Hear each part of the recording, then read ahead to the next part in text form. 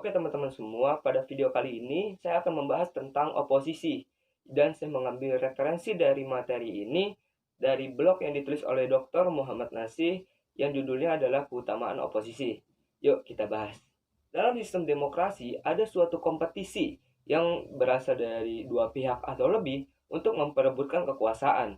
Dan biasanya kompetisi tersebut direalisasikan melalui pemilu yang artinya bahwa rakyat bisa memilih langsung siapa pemimpin yang akan memimpin di negara tersebut atau daerah tersebut, melihat dari visi misi dan yang lain-lainnya. Kekuatan-kekuatan politik yang saling memperebutkan kekuasaan tersebut saling memaparkan visi dan misi mereka dan mewujudkan apa kepentingan mereka. Yang bagus adalah yang tentu untuk mewujudkan kebaikan bersama, dan visi misi yang jelek adalah mereka rela mengorbankan kebaikan untuk bersama demi untuk mewujudkan kepentingan mereka. Kekuatan oposisi akan menjadi pengkritik, bahkan menjadi penantang secara keras ketika ada kebijakan politik yang dilakukan oleh penguasa ketika lebih cenderung kepada merugikan dan tidak patuh kepada nilai-nilai norma, bahkan dengan nilai agama yang dianut.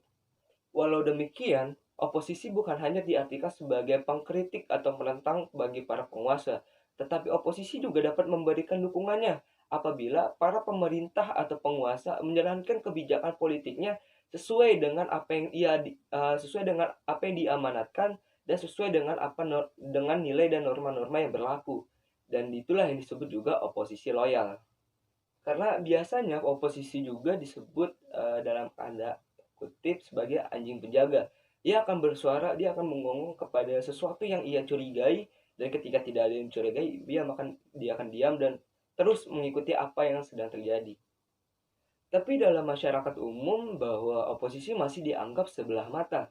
Bahkan di dalam masyarakat umum, pandangan kita oposisi adalah pasukan atau sekumpulan orang yang merasa sakit hati karena apa yang dia dukung dalam pemilu tidak terpilih. Ini pandangan dan image yang harus kita ubah.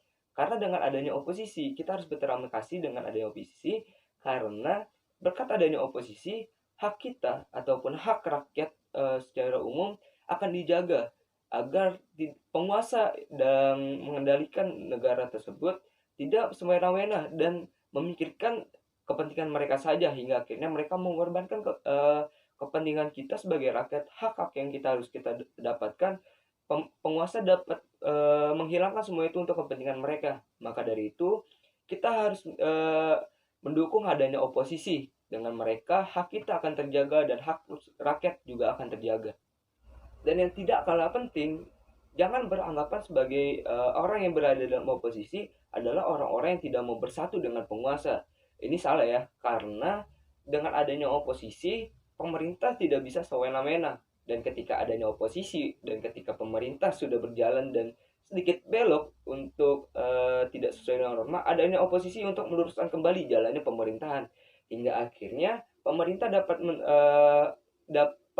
menjalankan roda pemerintahan sesuai dengan nilai-nilai yang berlaku dan untuk bertujuan untuk kepentingan bersama, bukan pribadi.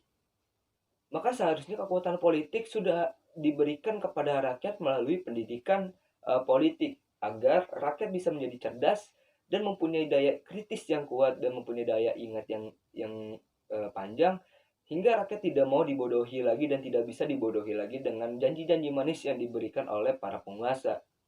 Dengan cara itu, beroposisi adalah pilihan yang tepat untuk mengendalikan kekuasaan dengan skala yang besar dengan menguasai epicentrum kebijakan politik dalam periode selanjutnya, hingga akhirnya dapat menghasilkan atau membuat kebijakan politik yang ideal. Jadi kesimpulannya, kita sebagai rakyat harus terus mendukung para penguasa dan pemerintah yang sedang berkuasa. Tetapi kita tidak boleh dibodohi dan kita tidak mau hanya manut saja. Ketika para pemerintah atau para penguasa keluar dari relnya, maka kita wajib untuk mengkritik dan meluruskan kembali agar roda pemerintahan dan bernegara ini sesuai dengan norma-norma yang berlaku, dan juga yang terpenting adalah norma Pancasila. Mungkin segini aja video saya membahas tentang oposisi. Kurang lebihnya mohon maaf. Wassalamualaikum warahmatullahi wabarakatuh.